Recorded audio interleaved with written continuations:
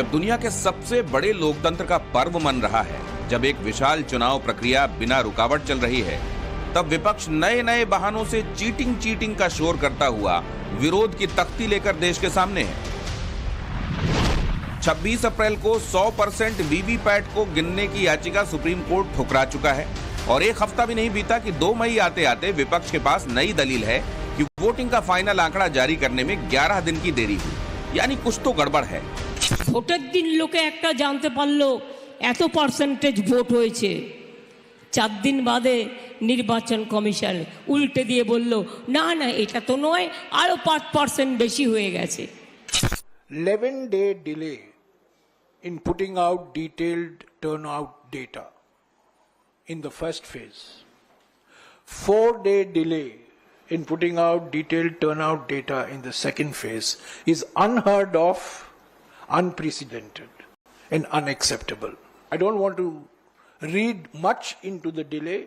I know they are very busy dealing with complaints of the Congress party.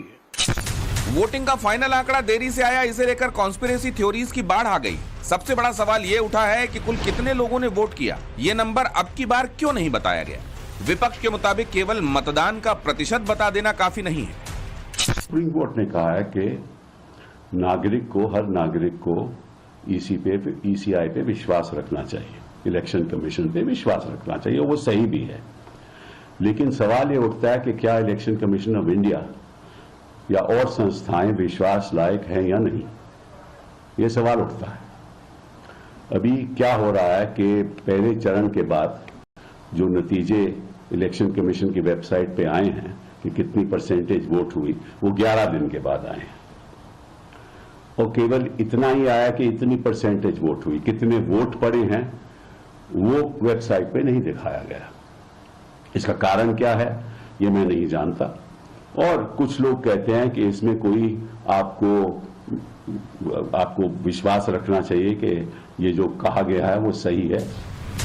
सवाल यह है कि क्या वाकई 19 अप्रैल की वोटिंग के 11 दिन बाद और 26 अप्रैल की वोटिंग के 4 दिन बाद 2 फेजेस की वोटिंग का फाइनल आंकड़ा देना चीजों को संदेह के घेरे में लाता है।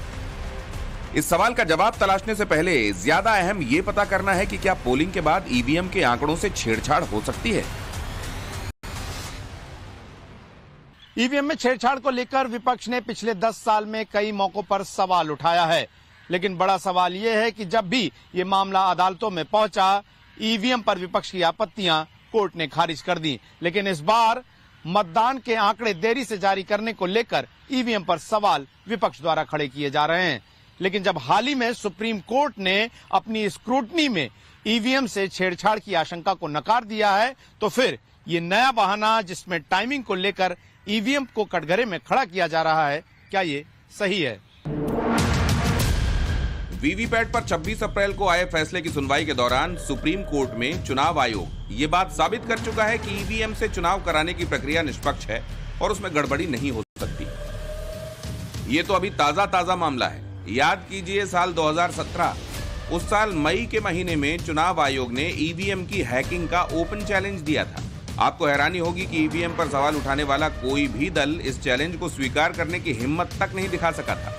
लेकिन महज वोटिंग के आंकड़े पब्लिश होने में तय सीमा से देरी होने के बाद गड़बड़ी की आशंकाओं को तूल देने वाले विपक्ष की आपत्तियां कितनी सही हो सकती हैं या ये सिर्फ झूठ मूठ की राजनीति हो सकती है, इसे समझने के लिए पोलिंग होने के बाद की कुछ प्रक्रियाओं को समझने की जरूरत है। वोटिंग की प्रक्रिया पूरी होने के बाद पोलिंग डे को ही फॉर्म 17C की कॉपी हर उम्मीदवार को दी जाती है। फॉर्म 17C में संसदीय क्षेत्र और उसमें पड़ने वाले विधानसभा क्षेत्र के पोलिंग आंकड़े रिटर्निंग ऑफिसर भरते हैं और आईटी सिस्टम में अपडेट करते हैं। साफ है कि पोलिंग डे के आखिर में दर्ज हुआ फॉर्म 17C का आंकड़ा बदला नहीं जा सकता, क्योंकि ये सभी उम्मीदवारों को पहले से पता है। वोट पेटी वोटिंग के बाद सील कर दी जाती और वहां एक सर्टिफिकेट मिलती कि इस बैलेट बॉक्स के अंदर कितने वोट पड़े हैं और इस पर साइन लिया जाए। इसी तरह से जो मशीन है वो भी सील की जाती है और इस पर भी साइन होते हैं सभी पोलिंग एजेंट्स के, और उसका भी सर्टिफिकेट चुनाव आयोग देता है कि इसमें एक एग्जाम्पल के लिए मैं नंबर बोलता हूँ 678 वोट पड़े। इससे कोई छेड़खानी नहीं कर सकता, ये सबको मालूम है। मगर हार वो अभी से देख पा रहे हैं, इसलिए हार का जवाब अभी से तैयार करें।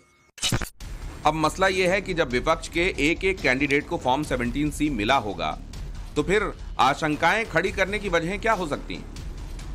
क्या यह संभव है कि वोट प्रतिशत बिना बदले कोई गड़बड़ी कर ले? क्या यह कह देना जायज है कि वोट प्रतिशत बता देना काफी नहीं? वोट देने वालों का कुल आंकड़ा क्यों नहीं दिया गया, जबकि कुल मतदाता कितने हैं इसकी जानकारी सभी को है? 2014 के बाद मैंने रिकॉर्ड देख लिया कमीशन के रिकॉर्ड में ऐसा है, तो 2014 के बाद ये देते ही नहीं है। कब देते हैं?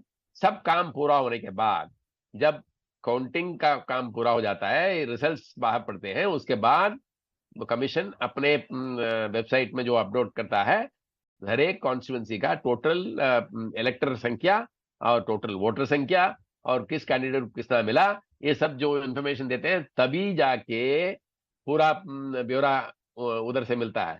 तब तक तो कमीशन नहीं देती है। चुनाव आयोग ने 19 अप्रैल की वोटिंग के बाद शाम 7 बजे तक दर्ज हो सके आंकड़ों के आधार पर कुल वोटिंग प्रतिशत 60% से ज्यादा कहा था। 30 अप्रैल को जारी फाइनल आंकड़े में वोटिंग का प्रतिशत 66.14% बताया गया। 26 अप्रैल को वोटिंग के बाद शाम 7 बजे तक दर्ज आंकड़ों में वोटिंग का प्रतिशत 60.96 बताया गया और 30 अप्रैल को फाइनल आंकड़े में वोटिंग प्रतिशत 66.71 बताया गया। यानी प्रोविजनल आंकड़ों से फाइनल आंकड़ों में अंतर 5 से 6% का है। सवाल यह है कि क्या यह इतनी बड़ी हैरान करने वाली बात है? क्या वोटिंग प्रतिशत को दर्ज करने में आया उछाल गड़बड़ी की आशंका की तरफ इशारा कर रहा है? वोटिंग बूथ में जब बैठे हैं कैंडिडेट के एजेंट, उनको तो पता है इस पोलिंग बूथ में इतने लोग थे, इसमें से इतने लोग ने वोटिंग किया, तो सब कैंडिडेट को ये पता है साहब कितने परसेंटेज के साथ साथ कितने वोट पड़े, वो भी पता चल है तो सही। तो ऐसा कहना नहीं है, ऐसा कहना ठीक नहीं होगा कि किसी को कुछ पता नहीं है। कैंडिडेट्स को पता है पूरा। यहाँ एक बात गौर करने की है कि जो लोग देरी से आए पोलिंग के आंकड़ों को लेकर सवाल उठा रहे हैं, उनमें भी कई लोगों को फाइनल वोटिंग परसेंटेज में आया उछाल बहुत ज्यादा हैरान नहीं करता। चुनाव विश्लेषक और राजनीतिक कार्यकर्ता के तौर पर पहचान रखने वाले योगेंद्र यादव ने सोशल मीडिया एक्स पर लिखा है, मैंने भारतीय चुनावों को 35 साल से देखा और अध्ययन किया है। वोटिंग के बाद आए शुरुआती आंकड़ों और फाइनल टर्नआउट के आंकड़ों में 3 से 5% का उछाल असामान्य नहीं है, लेकिन हम 24 घंटे के अंदर फाइनल आंकड़े जान लेते थे। यानी 100 बात की एक बात यही है कि पोलिंग के फाइनल आंकड़े देने में चुनाव आयोग ने इतनी देर क्यों की और उसका स्पष्टीकरण भी अब तक क्यों नहीं दिया। यहाँ ये बात भी जाननी अहम है कि 19 अप्रैल को वोटिंग के बाद चुनाव आयोग ने जब प्रेस रिलीज जारी की थी तो उसमें स्पष्ट लिखा था, फाइनल आंकड़ा कल स्क्रूटनी के बाद जाना जा सकेगा।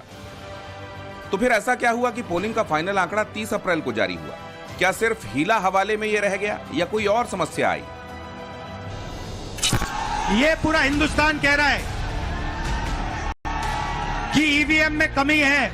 और वोट देने का बाद अच्छे से देख लो वोट वीवीपैट में ठीक से पड़ रहा है कि नहीं पड़ रहा है। ऐसा चुनाव हो जिसमें कोई गड़बड़ी नहीं हो, जिसमें ईवीएम में कोई गड़बड़ी नहीं है, तो मैं दावे के साथ कह सकती हूँ ये 180 से ज्यादा सीट नहीं ले सकते, उससे भी कम लेंगे। कुछ ना कुछ तो हो गया, कुछ ना कुछ तो सेटिंग कर लिया, चाहे ईवीएम में करिए, कहाँ करिए पता नहीं। ईवीएम की निष्पक्षता और एक संस्था के तौर पर चुनाव आयोग ने अब तक खुद पर लगे हर एक सवाल का सीधा जवाब देने की भरपूर कोशिश की है और कम से कम ईवीएम के मामले में उसने खुद को सही साबित किया है। उम्मीद की जानी चाहिए कि आज नहीं तो कल फाइनल डेटा के पब्लिश करने की टाइमिंग पर उठे सवालों का जवाब भी चुनाव आयोग जरूर देगा। गौरव श्रीवास्तव के साथ ब्यूरो रिपोर्ट, टाइम्स नाउ, नव भारत।